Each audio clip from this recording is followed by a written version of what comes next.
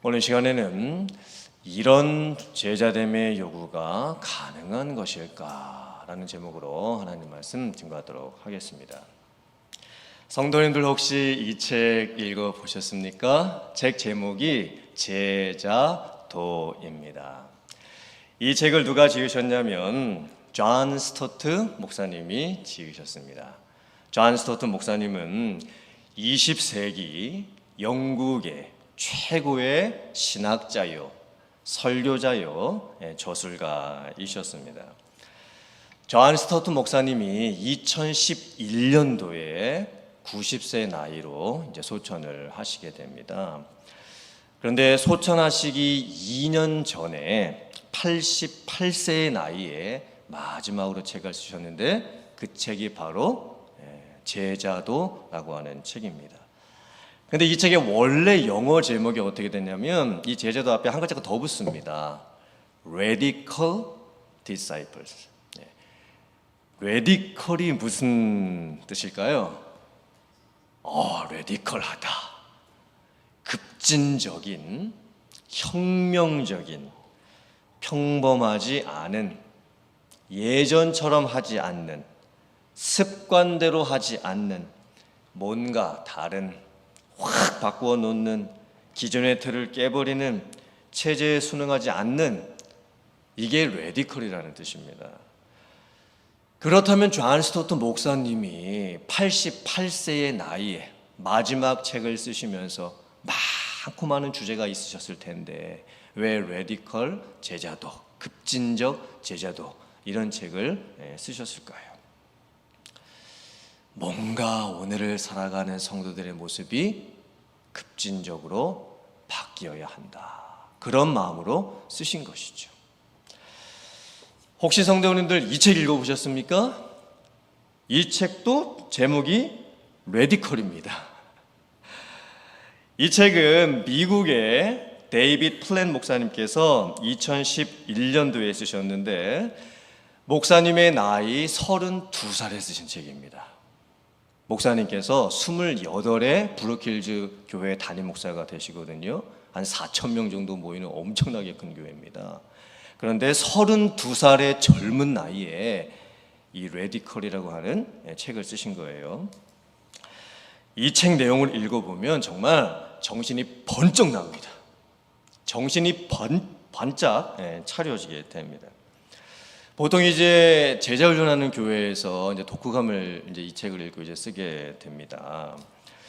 보통은 이 책을 읽고 나서 독후감을 쓰면 어떤 반응이 나오게 되냐면 제가 너무 큰 도전을 받았습니다. 제가 지금까지 뭔가 잘못 살고 있다라는 것을 느꼈습니다. 이렇게 신앙생활을 하고 있다는 이 책에 나오는 이런 분들이 있다는 것에 대해서 제가 정말 부끄럽습니다. 그리고 그런 분들이 계시다는 것에 대해서 정말 놀랍습니다. 보통은 이렇게 반응이 나옵니다. 그런데 제가 우리 교회에서 제자훈련을 하면서 이제 이 책을 이제 독후감으로 내드렸고 어떤 한 성도님께서 이제 독후감을 쓰시고 이제 쉐어링을 하는데 이렇게 말씀을 하셨습니다. 목사님 이 책은 내용이 너무 센 것 같습니다. 요구하는 게 너무 강한 것 같습니다.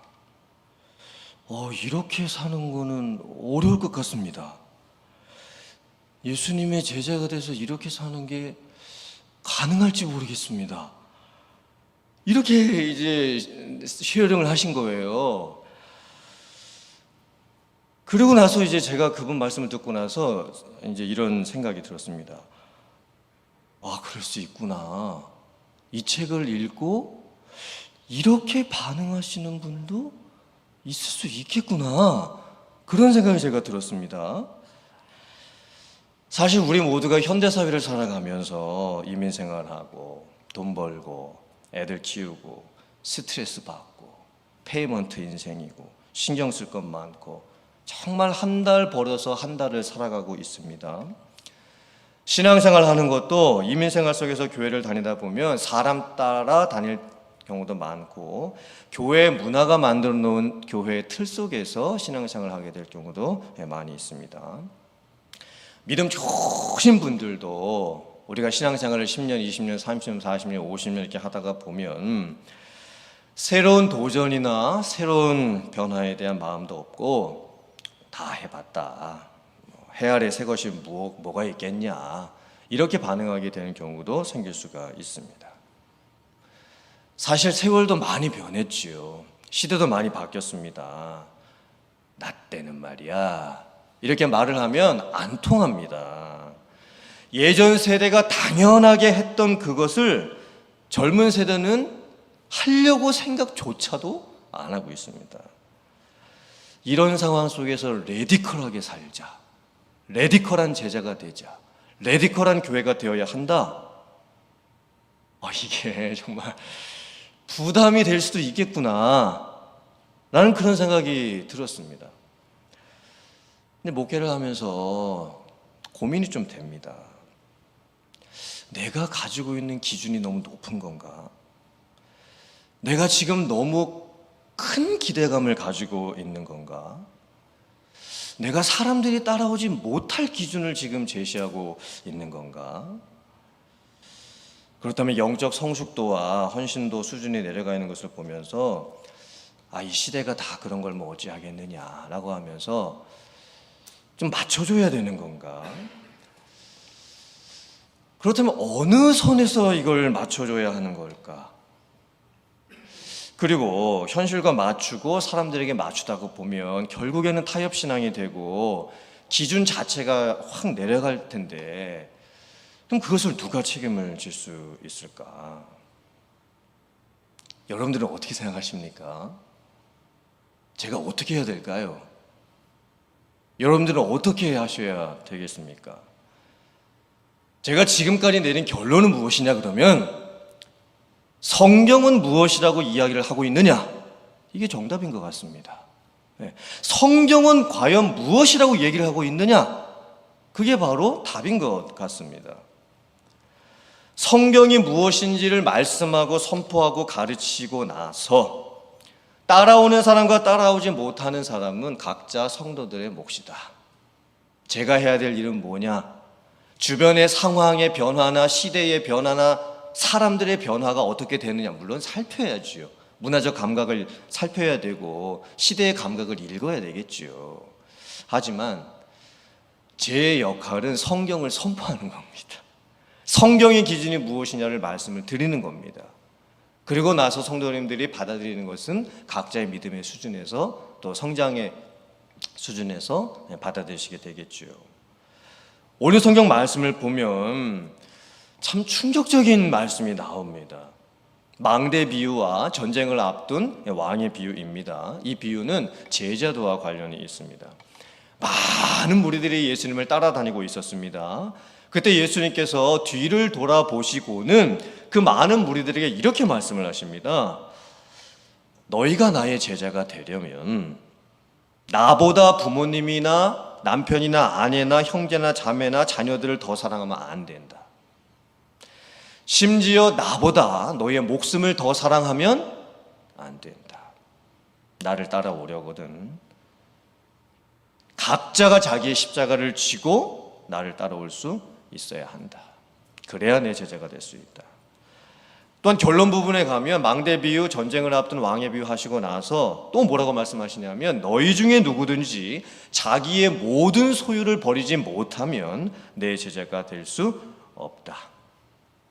예수님께서 지금 너무나 파격적인 요구를 하고 계시지요. 너무나 레디컬한 요구를 하고 계십니다. 사람들이 도무지 따를 수 없을 것 같은 요구를 지금 하고 계십니다. 정말 예수님이 말씀하시는 이런 제자됨의 요구가 가능한 걸까요? 어떻게 생각하십니까? 예수님께서 왜 이런 요구를 지금 하고 계시는 걸까요? 그러면서 망대 비유를 먼저 하시지요. 망대가 뭐지요? 보통 이제 넓은 밭이나 집 주변에 높은 곳에 올라가서 주변을 살필 수 있도록 만들어 놓은 곳입니다. 더 큰 규모로 생각을 해보면 이제 성을 짓고 나서 이제 적군의 침략을 막기 위해서 살펴보기 위해서 높은 곳에다 지어놓은 보초대입니다. 망대를 짓든지 아니면 집을 짓게 될 경우에 예산을 잘 짜야 됩니다. 내가 가지고 있는 이 예산으로 이 집을 잘 지을 수 있을 것이냐 없을 것이냐 먼저 잘 살펴봐야 됩니다. 만약에 내가 가진 돈으로 내가 바라고 원하는 망대나 집을 짓지 못할 것 같으면 짓지 말아야 됩니다. 포기해야 됩니다. 만약에 무리하게 집을 지었다가는 집의 기초만 짓고 집을 다 완공을 하지 못합니다. 그러면 다른 사람들의 비웃음이 될 게 뻔합니다. 자, 어떤 왕이 다른 왕과 전쟁을 지금 해야만 되는 상황입니다. 그런데 아군의 숫자를 살펴보니까 10,000명입니다. 적군의 숫자를 살펴보니까 20,000명입니다. 그러면 어떻게 해야 될까요? 내가 가지고 있는 아군의 숫자 10,000명 가지고 적군 20,000명을 싸워서 이길 수 있을지 없을지 계산을 해봐야 됩니다. 비록 군대 숫자가 적기는 하지만 다른 방법으로 충분히 이길 수 있다라고 하면 싸울 수 있겠죠. 그런데 이거는 방법이 없다. 우리 아군 10,000명 가지고 적군 20,000명과 싸워봤자 이건 소용이 없는 전쟁이다. 질 게 뻔하다. 그러면 어떻게 해야 됩니까? 전쟁을 하기 전에 사신을 보내서 적군의 왕에게 화친을 요구를 해야 됩니다. 그리고 우리들이 너희들에게 조공을 바칠 테니 그냥 돌아가 달라. 이렇게 요구를 해야만 되는 것이죠. 예수님께서 레디컬 제자들을 말씀하시면서 왜 망대 비유, 전쟁 앞둔 왕의 비유를 하고 계실까요?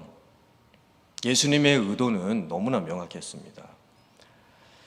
너희가 지금 나를 따라오고 있는데, 나의 제자가 되기를 원하고 있는데, 너희가 나의 제자가 되기 위해서는 너희들이 앞으로 치러야 될 대가가 어느 정도인지 너희가 먼저 살펴보고 나를 따라올 수 있어야 합니다.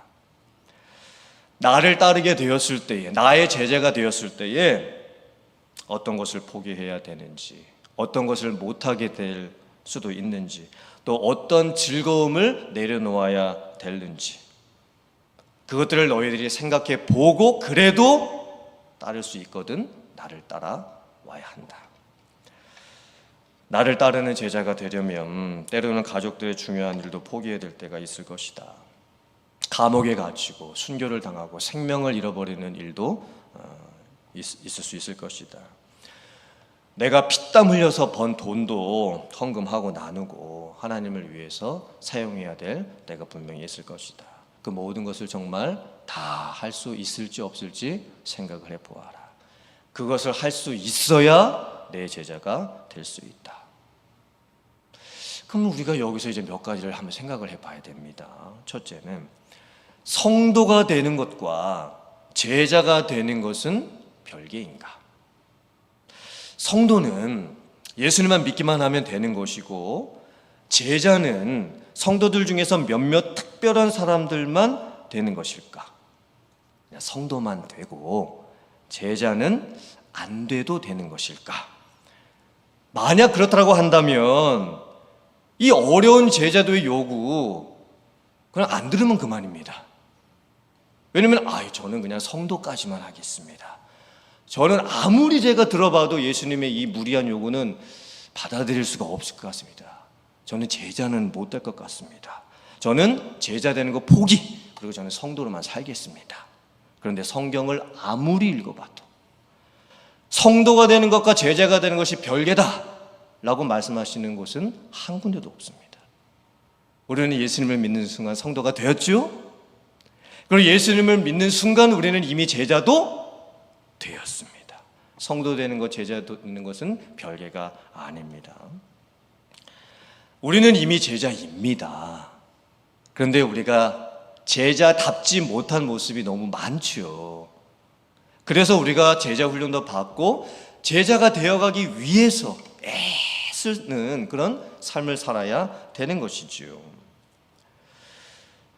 예수님이 요구하시는 레디컬한 이 제자도의 요구는요, 몇몇 특정한 사람들에게만 주시는 말씀이 아니었습니다. 모든 성도들에게 다 주셨던 말씀입니다. 그러므로 우리는 이미 제자가 되었고 예수님의 참된 제자가 되어가기를 애써야 합니다. 두 번째 생각해 보면 아무리 생각을 해보아도 예수님의 제자됨의 요구는 너무하신 것 같은데, 또 존 스토트 목사님이 지으신 레디컬 디사이플십 책이라든지 아니면 데이빗 플랜 목사님이 지으신 이 레디컬이라고 하는 이 책을 읽어봤을 때 이게 정말 우리 시대에 통할 수가 있는 것일까? 많은 사람들이 못할 것 같은데, 심지어는 목사인 저에게도 좀 어려운 일일 것 같은데, 예수님께서 요구하시는 이 제자도에 대한 요구를 우리가 어떻게 받아들여야 할까요? 그냥 시대에 맞지 않는 요구이다 라고 하면서 한쪽으로 이렇게 치워놓을 수 있는 요구일까요? 만약에 예수님께서 시대에 맞지 않는 요구라고 한다면 예수님께서 이런 말씀을 왜 하셨을까요? 예수님의 제자됨의 요구는 시대의 불문입니다. 시대가 바뀌어도 똑같을 것입니다. 예수님이 지금 오늘날 이 시대에 오셔서 복음을 전하신다고 해도 아마 우리들에게 똑같은 말씀을 하셨을 겁니다. 예수님의 이 레디컬 제자도는요, 시대의 변화라든지 사람들의 삶의 습관 변화라든지 세대가 바뀌어가는 것과 아무 상관이 없습니다. 예수님의 기준은 그때나 지금이나 똑같습니다. 그러므로 우리는 핑계 댈 수가 없습니다. 시대가 많이 변했으니까, 사람들도 많이 지금 바뀌어가고 있으니까 그렇게 우리가 반응할 수가 없는 겁니다. 그러면 세 번째, 예수님께서는 왜 많은 사람들이 자기를 따라오고 있을 때 이 말씀을 하셨을까요? 예수님은 분명 아셨을 겁니다. 이런 제자도의 요구를 하면 많은 사람들이 떠나게 될 것을 분명히 예수님이 아셨을 겁니다. 얼마 남지 않을 것이라는 것을 아셨을 겁니다. 결과가 어떻게 벌어질 것이라는 것 예수님은 다 아셨을 겁니다. 그런데 예수님은 왜 이런 요구를 하시는 걸까요, 도대체? 아니, 한 사람이라도 예수님 편을 만들고 한 사람이라도 예수님을 따라갈 수 있는 사람을 만드셔야 될 텐데, 이 말씀 하시고 나서 많은 사람들이 예수님을 떠나게 될 게 분명했습니다.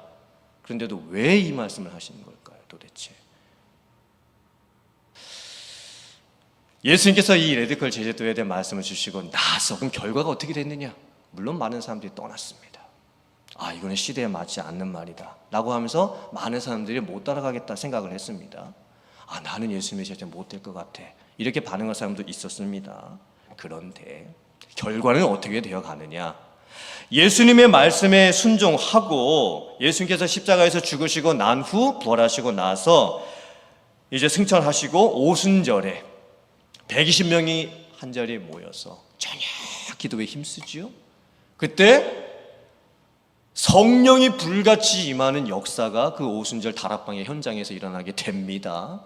그 오순절에 성령 충만함을 받았던 120명이 주축이 돼서 초대교회가 세워지게 됩니다.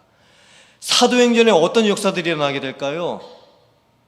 정말 자기 가족보다 예수님을 따르는 그런 진짜 제자들이 나타납니다.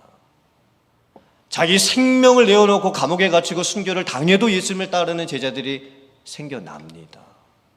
자기가 가지고 있는 모든 소유를 다 팔아서 사도들의 발 앞에 두었던 일들이 생겨나기 시작을 합니다. 그리고 하나님의 나라가 확장되어 가기 시작을 합니다. 예수님께서 말씀하셨던 이 레디컬 제자도가 실제로 이 세상에서, 교회 현장에서 이루어져 가기 시작을 합니다. 그리고 지금까지 기독교 역사 2000년의 역사가 흘러갔습니다. 이런 제자됨의 요구가 가능한 것일까? 왜 이런 마음이 들게 될까요? 그 이유는 우리가 자꾸 사람을 보게 될 때 이런 생각이 들게 되는 것 같습니다. 솔직히는 저도 그런 것 같습니다. 저도 사람들을 보거나 이 시대의 상황만을 보면 이런 제자도의 요구가 가능한 것일까? 낙심도 되고 실망도 되고, 저보고 하라고 하면, 그런 목회를 하라고 하면 저도 못할 것 같습니다. 솔직히 자신이 없습니다. 그런데 성경을 보면 말씀은 너무나 명확하고 예수님의 의도는 너무나 분명했고 예수님께서 말씀하셨던 것을 따르는 사람들도 있었고 그렇게 그분들이 모여서 교회를 세웠고 그 교회가 지금까지 2000년 동안 있으면서 하나님의 나라를 이루어 가고 있습니다. 우리는 예수님의 레디칼한 제자도를, 제자됨의 그 말씀을 성경 그대로 받아들일 수 있어야 됩니다. 기준은 무엇입니까? 성경입니다. 성경. 성경이 과연 우리들에게 무엇을 요구하고 있느냐. 그리고 솔직히 이렇게 반응하면 좋겠습니다. 네, 하겠습니다. 네, 해보겠습니다. 저 할 수 있습니다. 이렇게 반응할 수 있는 사람은 없을 것 같습니다. 솔직히. 근데 이런 반응을 할 수 있을 것 같습니다. 제가 한번 해보겠습니다. 제가 처음부터 잘할 자신은 없습니다. 그런데 해보겠습니다. 한번 해보겠습니다. 부딪혀 보겠습니다. 기도해 보겠습니다. 저 혼자 못하면 다른 분에게 같이 해보자고 한번 권면해 보겠습니다. 함께 해보자고 그렇게 서로 한번 얘기해 보겠습니다. 이렇게는 반응할 수 있을 것 같습니다. 정말 이렇게 반응할 수 있어야 되겠죠.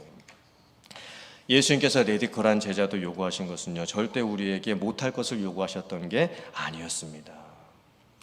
시대적인 상황이나 사람들의 형편이나 주변의 환경이 어떠하든지 예수님께서는 저와 여러분들에게 바라시는 게 있습니다. 진짜 제자가 되라. 정말 나의 제자가 되라. 참된 제자가 되라.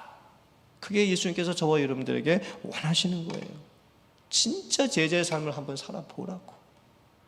물론 예수님께서 내 연약감 너무나 잘 알고 계십니다. 내 부족함 너무나 잘 알고 계십니다. 오늘 결단해도 내일 금방 못 지킬 것 너무나 잘 알고 계십니다. 그래도 예수님께서 요구하시는 것은 단 하나입니다.